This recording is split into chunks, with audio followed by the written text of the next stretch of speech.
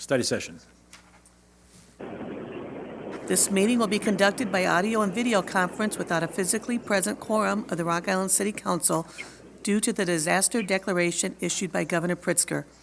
Because of this order related to COVID-19 public health concerns affecting the state and the city, the mayor has determined that an in-person meeting at City Hall with all participants is not practical or prudent.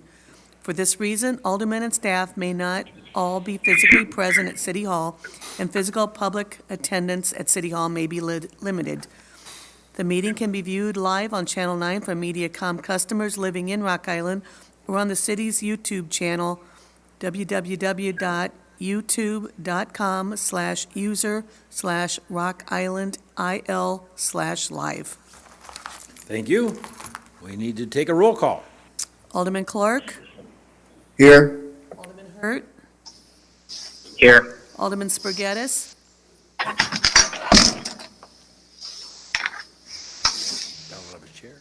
Alderman Spurgettis? Alderwoman Swanson? Here. Alderman Parker? Here. Alderman Poulos? Here. Alderman Geenan? Present. Mayor Tomes?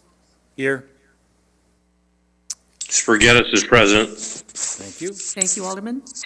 We're all here. We have a All right. quorum. Mr. Bartels, you want to kick this off? Yep, I sure will. Good evening, Mayor and City Council.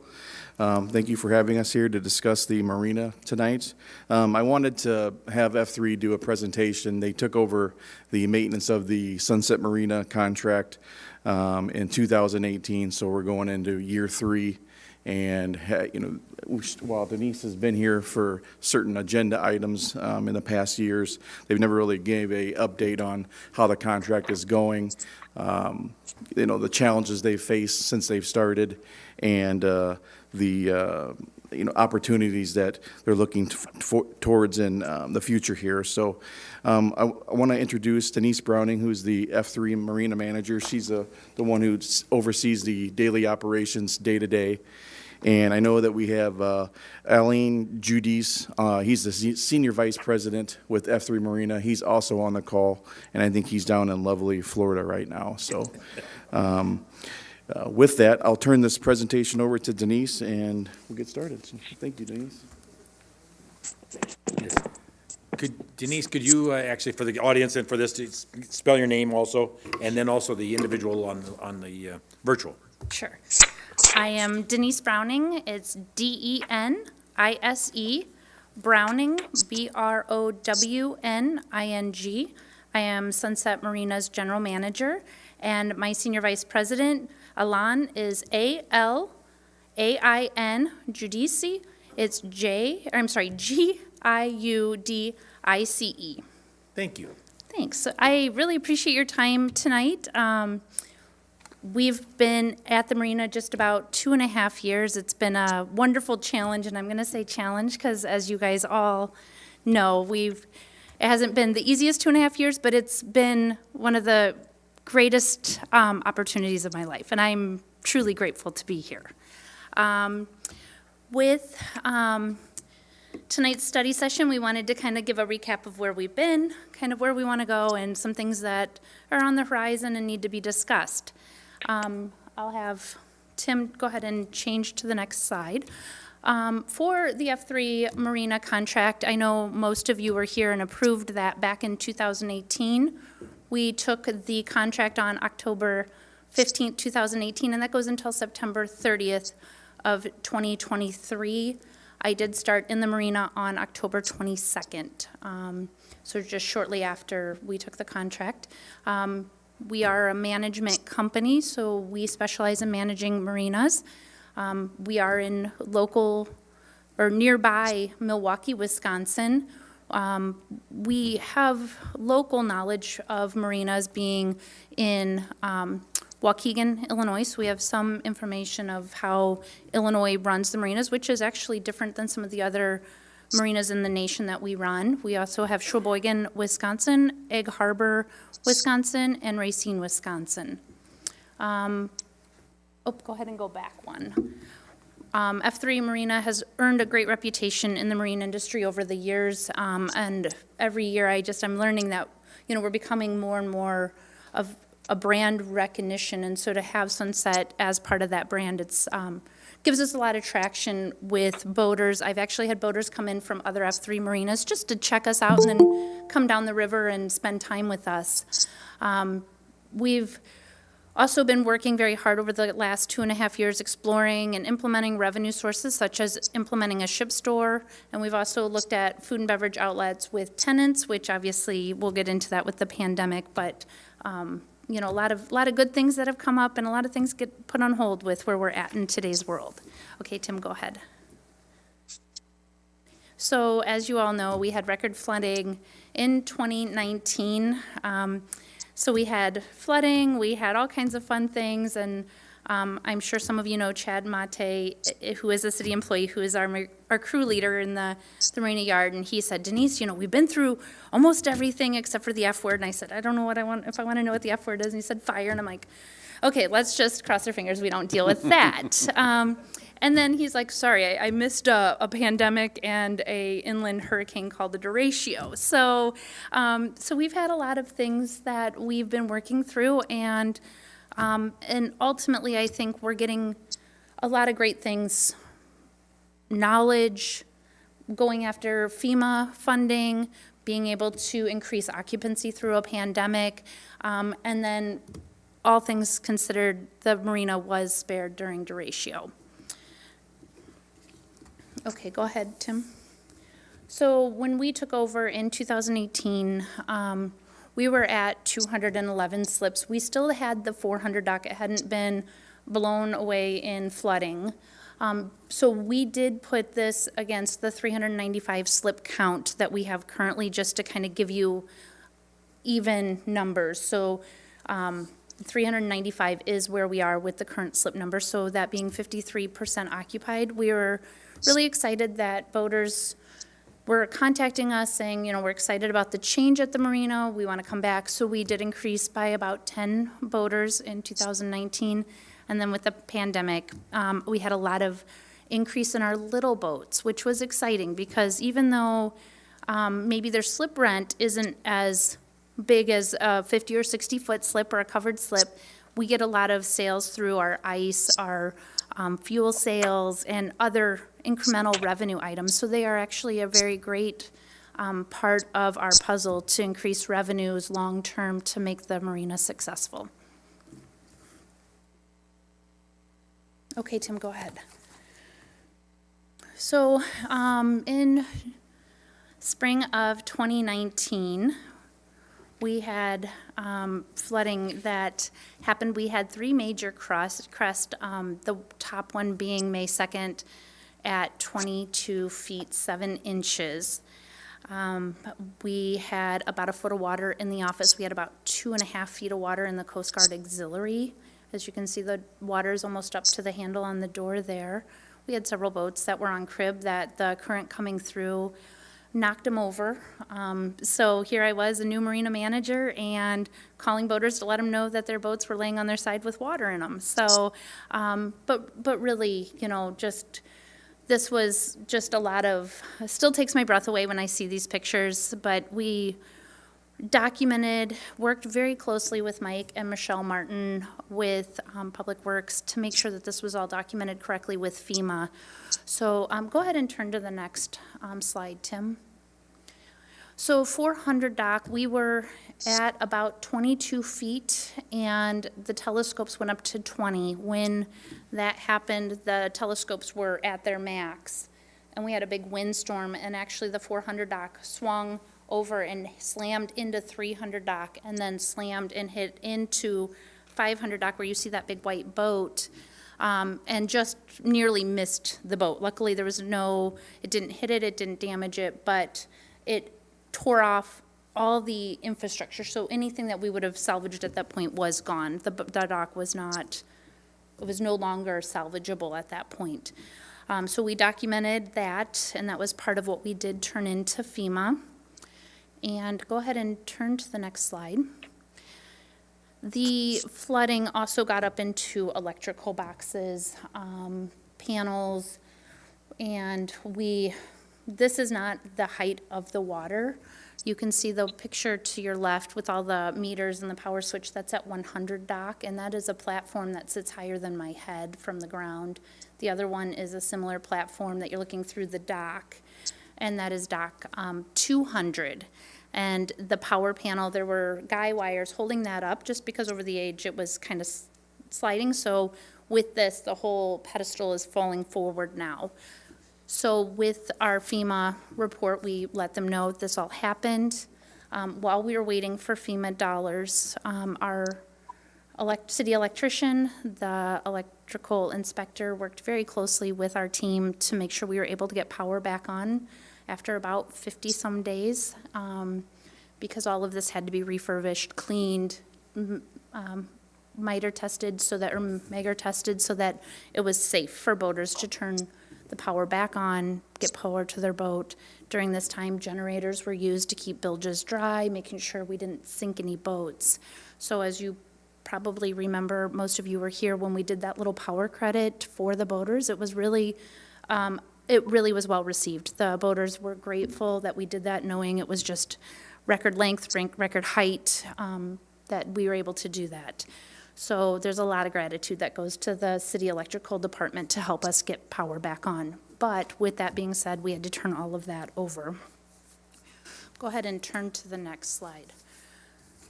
With the flooding being over, we were able to clean up this ship store. Before the flooding happened, we had taken out, the office on your right was the marina manager's office previous to my arrival. We were able to, as you can see, take that whole office out. There was a wall and a door, and open up that space to make a nice, wonderful ship store. And we were definitely able to improve the welcomeness. When you walk into the ship store, boaters really feel excited to be in that space now. It's not kind of closed in, and they can grab snacks and logoed items, and now we're even starting to carry other merchandise, and they're really excited about it. And it is, we're slowly growing that business to continue to increase our incremental revenue, which is always going to be part of the key. Go ahead and go to the next slide. The picture on the left was what this space looked like just before I arrived, actually. It was cleaned up when I arrived, but that was the old marina storage area, which we have relocated to higher ground. Most of those have gone on to the city for storage. And the one on the right is where we've taken that storage room, utilized it as the marina office, manager's office, or private space for if you need to close a door. So we were able to just really utilize space differently. And I think it's really been a great way to use the space, and we're very comfortable there. So we'll go ahead and turn to the next slide. One of the things that I really wanted to do to increase boaters' interest in general was to create a sense of community, give boaters a sense of place to be, not just on their boats, but in the marina. And as you guys know, we've been really investigating how to put in a restaurant, whether it's a floating restaurant or converting the Coast Guard auxiliary building over into a restaurant. We've done some work with Mike Bartels and another contractor to find out roughly how much does it cost to put in a vanilla shell at the Coast Guard auxiliary. Well, that's all going to take time and money, and it's one day at a time, as I always tell our boaters. So in 2019, we were able to do Fun Food Fridays, and Kavanaugh's Hilltop Bar and Grill was able to come in at the last Friday of every month, and they brought in entertainment. We were able to approve the space. We were able to fence it all off, so they were able to pull a liquor license through City Council and get everybody into the space, have a fun time, really introduce boaters to this could be what it's like if we had a space such as a restaurant. And our boaters just really enjoyed their time. We didn't do it in 2020, as you guys already know, with the pandemic and restrictions and restaurants really struggling this year. We just kind of put that on hold. We are hopeful that we'll be able to start this up again in 2021 because it is something that our boaters are missing and asking for again. Okay, go ahead, Tim. As most of the city council knows, we approved CCKMA to come in and do a fundraiser poker run. They did their driver's meeting here. They did We got transient slip rental, fuel sales, that kind of thing from that day. It was really a great day. It got boaters to come in who are from all over the Quad Cities and use docks to check out Sunset Marina. And one of the things I heard over and over again is, wow, this is a beautiful harbor, it's a beautiful pool. Really introduced them to what Sunset has to offer, because we know that our docks are not the newest in the area. We know that we have things that we need to work on, but truly people boat here because of the beauty. And you don't have to lock through to get into this pool where people can get into the slough and really participate in easy boating activities, whether it's tubing, skiing, or just anchoring out. Okay, Tim? At the end of the season, when it kind of turned cool, which ended up being a cool, like 98 degrees that day, in September, we ended up doing a chili cook-off, and we worked with Brian Taki to get it approved. It was just a closed event for our boaters. They all made chili. I think we had 11 participants. We had some fun items donated from like our contractors on Lee Marine and Jackson Auto Body, and some of these great people who really just believe that the marina is the place to be. So we were able to raffle off prizes that didn't cost us anything, and our boaters just enjoyed being able to participate. Again, it's something kids could join, because one of the things that we're seeing across the nation is that boaters are starting to become older, and as they're becoming older, they're starting to sell their boats, and they're getting out of boating. So we really want to bring that next generation of boaters in, and this is one way we felt like we could really get that community and that interest. Okay, Tim, go ahead. And then, of course, pushing again for more family fun. We did a Halloween bash. It was supposed to be down at the marina. We had a fun scavengers hunt put together, and of course that was the day when it was 20 degrees with 30-mile-an-hour winds. So Kavanaugh's opened up their back patio, let us decorate, take over. All the boaters who were going to do the scavenger hunt, where they were going to be at the different stations, decorated their own tables. We did a kids' costume party, and then we waited a little longer, and we did an adult costume party. As you can imagine, that was probably good to get the little ones out of there. And one of our boaters, Chris Morley, posted this on Facebook, just really saying, you know, that we made a great night for the kids. And I love kids, so to me this was an easy thing, but again, just really trying to get families involved and understanding that boating isn't just about being behind a boat, but being active as a family and getting to know other people in the local area. So it was a really fun event. Doc and Colin had put, which our boaters came and did music, and it was just a really great event. Okay, Tim, go ahead. So now that we're through some of the fun, some of the challenges, some of the fun, we're kind of to the seriousness of where we're at with the harbor. Right now, we have an aged out dock system. Most of the docks are 35 years plus. They say an average dock is anywhere from 25 to 35 years.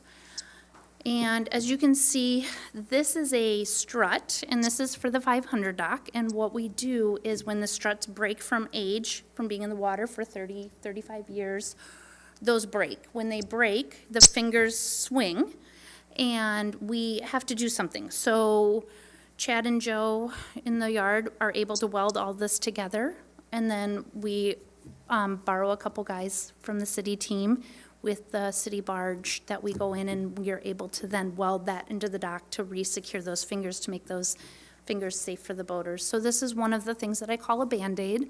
It's something we can only do for so long. But it is something we are doing, and we're trying to utilize our crew and knowledge to continue to use what we have and to make the most of it. Okay, Tim, go ahead. The travel lift and travel lift well. In the beginning of January, I was here asking for money. As you can see, that is our lift well with a boat being lifted out. The part underneath the blue travel lift is called the lift well. The cross sections on that lift well are missing the cross support. So at this point, we are only allowed to lift half of its capacity, which is 17.5 tons, so which is about, I would say 2/3 of our boats can be lifted right now. About 1/3 of them are too heavy. So we are getting Mike Bartels and engineering are working to get that all done, but obviously with the cold weather, we're in a standpoint, but fully expect with that approved money to get that done before April 1st so we can lift those first boats, which we already have a list. So that is really important. And we also have the city garage working with rebuilding the drives on the travel lift this season. They did go out. They kind of did some quick fixes. We're really grateful for those things. We're able to keep moving forward, but now it's down season, so we'll get them out. It'll probably be in March, because obviously with the cold weather, it's really hard to work outside, and this piece of machinery is way too big to put indoors. Go ahead, Tim. So again, going to things that we are talking about FEMA, as I already kind of talked about with the flooding. These are the things that we worked with Michelle from Public Works and Mike to get submitted. Category E was the Marina office. We had about $15,650 worth of damages. That's flooring, drywall, cabinetry, things that we couldn't pick up. And FEMA determined that since we didn't carry flood insurance, which is grossly expensive, so the fact that there's $15,000 here, on the flip side, you're talking hundreds of thousands of dollars. So it is a wise decision to not have the flood insurance, just to kind of give you that detail. You know, at first I had to work through that mentally. G being the parking lot, garage door, and revetment map. Obviously, you know what a parking lot and a garage door is. Revetment map is the concrete bedding. It's like a riprap, but it's formed. We are looking, some of the water had eroded behind it. And we were looking at getting that mud jacked, resecured, and they determined it was not eligible. The parking lot and the garage door was just aged out, I believe is what they kind of said. And the parking lot, they couldn't have maintenance records on what we had done with the parking lot, so they had turned it down. But we're working on coming up with some ideas on how to do, you know, putting some backfill behind it without costing a lot of money. So those are things we're still working on. We were in high water up until mid-season of 2020, believe it or not, and then we had the drought. So even to get down there to look at what was behind the revetment map was hard. But we saw as the water just sat there, some of the hillside had kind of filled itself in. Okay, Tim, go ahead. Category G, which is our 400 dock, the electrical repairs and the dredging. We were approved for almost $1.9 million, and that's to be sent to the state of Illinois, and I believe Congress has now approved that, so that we'll be working with Mike and his team to put that next step together, bring it back to talk about funding, and I would imagine we'll be getting Linda Barnes involved to talk about money, but this is things that you guys need to be aware of, that this is coming. Out of that, the city would be reimbursed for just over $1.4 million. And the state of Illinois, as kind of a processing fee, I'll call it, they keep 25%, so 75% is ours, 25% is for the state of Illinois. So we will owe about $475,000 for the electrical repairs, upgrades, which means upgrading our power panels up to 25 feet, which is above current record flooding by about 2.5 feet, kind of fixing things that are still not repaired, and then putting in that 400 dock. The deadline for completion was March 19th, 2021. Michelle has put in a request for extending it, and that extension was approved this week. So we do have more time, which is great, because obviously we can't put a dock in a month. They can't even manufacture it that quickly. So there is a scope of work that should have been attached, and I'm not sure if it was. If it wasn't, we can get that over to you guys. But that gives you list by list, the electrical for 400 dock, the water, the piers. They did mitigate the 400 dock so that we can go to 25 feet instead of to the 20 feet. So when it floods up to 22.7 feet, those telescoping posts won't break loose and cause the issue that it caused in 2019. So those are things that FEMA worked very hard with us to get that money mitigated, to really increase our chances of survival during the next record flood, which, as we all know, there's bound to be one at least close. About every 6 to 8 years, it seems like. So, so we're right there. Okay, the next slide. So the dredge plan. So this is something that, when I started, our boaters were constantly saying, you need to dredge, you need to dredge. Well, I started in 13 feet of water, which is right below minor flood stage, and then we went straight up into record flooding. 2019, I didn't see 1 ounce of low water. And so I said, we're not there, we're not there, we're not there. Let's get some things under our belt. Let's get through the flooding and all the FEMA. So of course, then in 2020, we saw drought when we got down to 5.5 feet of water. And I've been working with the Corps of Engineers to understand what the flat pool is, getting documentation all the way back to 1960 to talk about flat pool, how deep it should be dredged to, and that's been going very well. We have a lot of dredging that hasn't happened in the last several years. The records that I have at the marina show we dredged in 1989, almost 15,000 cubic yards. In 2003, 18,000 cubic yards. And then in 2012, 550 cubic yards. We find that now I gotta put my glasses on. The amount of silt they expect to come into the marina annually is about 2,700 cubic yards. That's on a non-flood year. We saw more than that in 2019 when the Corps did our soundings. But of course, because they didn't have a dredge plan that we could turn in their hands, they did not approve dredging for the 2019 event, unfortunately. So we know that also is still sitting there. So dredging is something that we will have to address in one way, shape, or form. If we don't, the harbor will silt in and we won't have a harbor anymore. And we have kind of hit that critical level. We had to push a couple boats out this year because they were sitting down in the silt, because we didn't have the ability to have that flat pool. We're supposed to be about 3 feet deeper than flat pool, which gives us that time when the water gets low that the boats aren't sitting on the bottom. And a lot of the boaters started to say they couldn't get in and out. We had a couple boaters on a weekend see other boaters get stuck in the channel. The Corps of Engineers is responsible for the little navigation channel out to the main channel. And they have put out an RFP for dredging that entry in 2022, so that'll go to Congress. So we're hoping that'll get approved as part of, not only for our sake, but then as our boaters can really see that harbor opening up.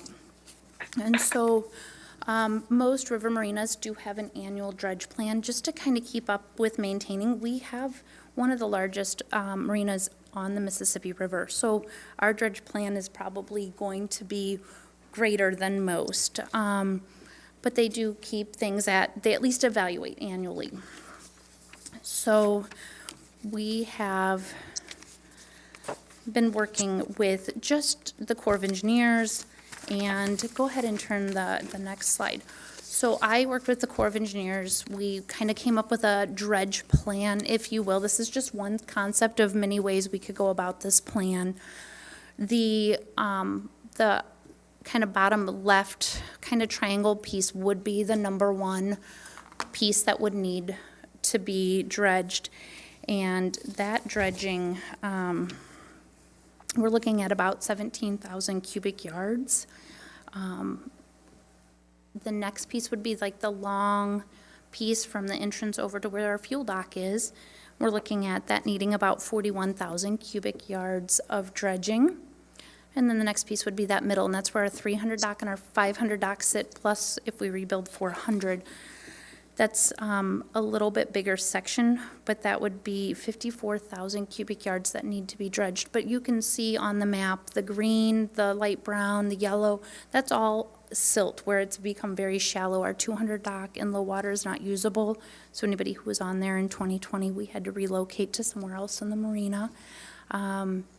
So we do have that. And then the last corner is the little docks, which would need maintenance, but to get them to the point of the recommended below flat pool would be 55,000 cubic yards. So as you can see, there's a lot of silt in the harbor. We have been talking a lot with Mike Bartels, and, you know, how do we move forward with this? This is something that our boaters are starting to really notice as we get low water. From what I understand, this 2020 was a very normal year. We had the snow melt, we went up, we had some flooding, and then we went kind of into low water. And once we get to that low water, a lot of the boaters aren't able to navigate the water. And so we're really just hoping to be able to gain knowledge on how do we solve this. This is, you know, not just a couple $100,000. This is going to be probably a couple $1 million to get this solved. We know this isn't going to happen overnight. It's going to be something that we really have to kind of keep pushing and working through to really solve this issue, because we don't want to lose the harbor. But we also know that we have to do it in a smart way that is beneficial to the taxpayers and the boaters. So, go ahead, Tim, to the next page. So, as we already talked, future events, we are looking at Fun Food Fridays. CCKMA did approach me. They are hoping to do another event in probably September. So once they get their date put together, we'll come to you and look for approval for that once again. We're hoping to do another chili cook-off with the pandemic. That one probably will get kicked off of our list. It'll be one of the first ones, but we can be hopeful. Halloween bash, our families just really enjoyed it, and so did our boaters who may be empty nesters, really did. A lot of them brought their grandkids, and that was a lot of fun. And of course, we'll want to bring ideas on how to bring a future restaurant project once we kind of work through that, what it's going to cost, how we're going to get that funding, and how do we get that repaid back out of that till. Okay, go ahead, Tim. The Sunset Marina team, which full-time would be Chad, Joe, and I, and then our seasonals. We just really are grateful to have this opportunity to serve along with F3 Marina. We really do enjoy being at the marina. We're just grateful that you guys have chose us to be here, and we're really looking forward to serving our boating community moving forward. And I just, again, thank you for the opportunity. So I know you guys may have questions. That was a lot, and I probably even took more than my fair share of time. Sorry about that. Denise, this is Alderman Sturgetis. Can you hear me? I sure can. I have a question that relates to the Dredge Plan and the FEMA extension that was just approved. Yes. Are we anticipating doing a 5-year dredge concept? And how does that fit in with a 2-year extension? So the dredge concept would be completely separate from FEMA because FEMA did not approve any dredge money. So the FEMA money would cover the 400 dock, the electrical, and a couple other odds and ends. And so that would be one item. The other item would be a dredge plan. The first estimate I did get from just one contractor, and of course that is very skewed. I'm sure there's people who could do it cheaper, so I don't want anybody to get really freaked out by this number, but it does give us kind of a number that's there. As we ran it, the numbers of 199,000 cubic yards need to be dredged, and that's almost $8 million in dredge funds. So again, I don't know that we can accomplish this in 5 years because I don't think that that's something we can come up with those money. Like, we're being realistic on where the money comes from. How do you come up with this money? And that's why I was even hesitant to put that money up, because I don't want people to just throw in the towel, because that's not the answer. The answer is, do we clamshell some of the docks out and get 200 dock back in? Do we put those pieces together? Because those are the things that we want to understand from City Council is what is your expectations for moving forward, and what kind of money do we have the ability to kind of start looking at, so that we could put together not only a 5-year plan, but a long-term plan. The little boats, that's one of the biggest sections, but they don't draw as much water, so they're not in critical like our 100 dock, 300, 200 dock, and the travel lift well. And ultimately then 500 and 400 dock. So on your page that says FEMA update, category G, 400 in parentheses, 400 dock, electrical repairs and dredging, and then the FEMA approved amount of money Correct. Almost one. So this, That 1.9 million does not include, is not approved for the dredging? that is correct, and I'm sorry, in my notes there, on my paper, it does say FEMA determined that we are not eligible because we did not have a dredge plan. So there was not proof that we had kept up with it prior to the flood event. Thank you. You're welcome, thank you. Anybody else in the council have any questions, comments? It was a good presentation. It's a Thank great you. presentation. I got a couple real quick. Have you thought about kayak rentals? We have talked about that, and I've actually talked a little bit with Kathy Wine at River Action because she has a plan. We've thought about how do you do that? We might want to include somebody who does it from a third party so that the city doesn't have to incur money for kayaks to purchase and maintain. But it is something that if council is interested, we would be happy to bring more of that information. And obviously Kathy Wine with River Action has done some due diligence on that already. I think it'd be interesting to hear somebody at their third party would like to be interested in it. I think I've had several people that have talked about it. They used to do it over at Credit Island, and I don't think it happens over there anymore. I believe that was Barefoot Boats, and I don't believe that happens anymore. And so it seemed to be fairly popular, but don't know. And of course, a way to get them in and out, and that would be an issue at Sunset there, but on how to do it. Right, absolutely. So that is something that I couldn't do more research with Kathy because like I said, she's already done a lot of research on that. The graveyard back there, have we been working on getting old boats and don't pay So, rent?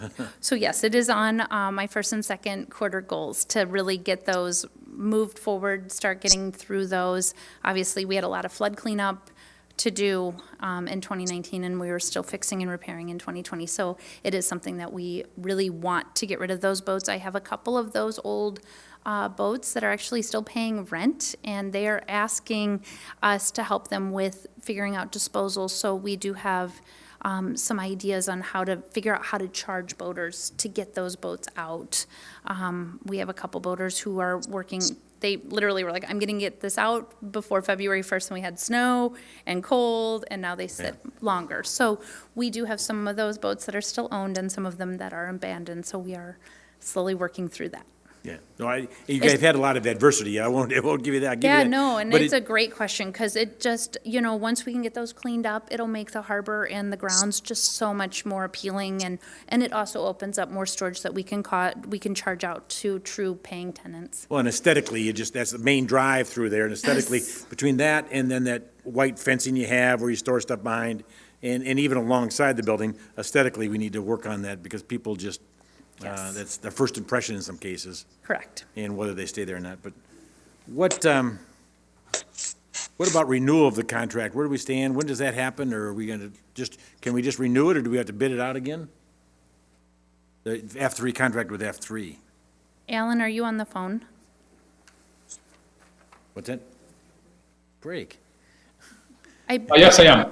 Alan, for the contract renewal at the end of our 5 years, there is a point where it goes back to the city and the city renews it. It's not just an automatic renewal, correct? That's really up to the city what the process is. Some of the city we work with, it's an automatic renewal, and some of them goes to an RFP. So it's really to the pleasure of the city to decide how they want to move forward. Randy, this is Alderman Geenan. What is the current contract state? Is it automatic renewal? I think that was the question. I don't believe so. It's Mike Bartels has it here, but we would decide here in 2023 what we're going to do at that point. 2023. Is it a 3-year contract, or is it a 5? 2023, right? Five-year contract. So Oh, we have- I apologize. I didn't we even, have, I was thinking of 3-year and this was up, so I apologize. No, We're like halfway through the contract, so we've got some time. We I would have the decide. contract right here. I just need to thumb through As it. far as I'm concerned, it's not an issue. I just thought it was coming up in year 3 here, that's all. Contract that you have to reapply. Well, this is Alderman Geenan. I will say, my family and I have spent a lot of time down near the marina at the park and playing around this summer, and I actually took some time to walk around and talk to some of the boaters. And I don't have any complaints that I have heard. I've heard nothing but compliments on F3 and compliments to the city and the team. I think from what I can gather from just my survey, everyone thinks that Sunset Marina is headed in the right direction. So thank you, everyone, for the presentation and for your time and for your love and care for this beautiful asset we have at the city. I agree. I've heard a lot of compliments, and that's And I for sure. know Randy Hurd has been down there as well, and I just think it's really important for older people to be down there and to understand what an asset it is, not only the marina, but the park and the whole thing, and just to keep tabs. I mean, I think that's part of what you do to represent the people of Rock Island, so I'm thrilled to hear you've been there. Yeah, we do have to call this. I had one other question, just more of the thought. I'll leave it as this. And you and I have talked about it, marking the channel from the entrance of the marina out to the channel. Yes. And marking that in a more permanent way. I think that in plans, we ought to take a look at, is there a way to do that? That's been an issue with Yes. transient. And I had reached out to the Corps of Engineers. They will not mark it for us, so it is something we would be Yeah. responsible for. And if they're going to dredge it in 2022, we probably need to keep that in mind as well. That's exactly with that or whatever, however it is. So I'll leave it at that. Okay. All right, we Yeah, do, this is Alan. go ahead. This is Alan from Marina. Just a note. You mentioned the kayak, and just to give you an example, we are working in a marina in Colorado on it's about 9,000 feet on Lake Dillon, and just in 5 months, we did 1.2 million in non-motorized vessels. So kayaks, paddleboards, and then we had a fleet of about 10 boats for rental. But this is a trend that is happening more and more in all the marinas. Because as Denise pointed out, if we're looking at all overall our marinas, the demographics are getting, it's getting older and older. But what we see is that the younger generation, they still want to be on the water. So that's why non-motorized boating is the future we think in the future in the marinas. The other part of it is that we notice that more and more, and again, I'm taking the example of Lake Dillon, where we are in Colorado, is that the marina is just a piece of the waterfront. So if you go there, it's a park. They created a beach, they created activities, they created a place for people to come with the family and using where the kids can play. So it's really a multi-purpose use. It's bringing the community by the water. And again, the marina is just a small piece of it. So being able to create, having a restaurant, being able to create people to have access to the water, whether it's a kayak or boat rental, I think this is something that needs to be visited. The other thing that I know, and maybe Denise, you can correct me if I'm wrong, I know that the place is very famous for people coming and watching the eagles in the winter. Correct. So again, maybe creating some sort of a package. And I think also with the restaurants, if we can get a good restaurator having this, and then advertising people to come in the winter as well to use the facility of the park to look at the birds with the restaurant and creating some sort of a package. I think this is something else that we really need to look at. I totally agree. Hate to shut you off, but we got like 2 minutes before the city council starts, so we do need to move on. Right. Thank you. Thank you. Thank you. Okay. We're adjourned.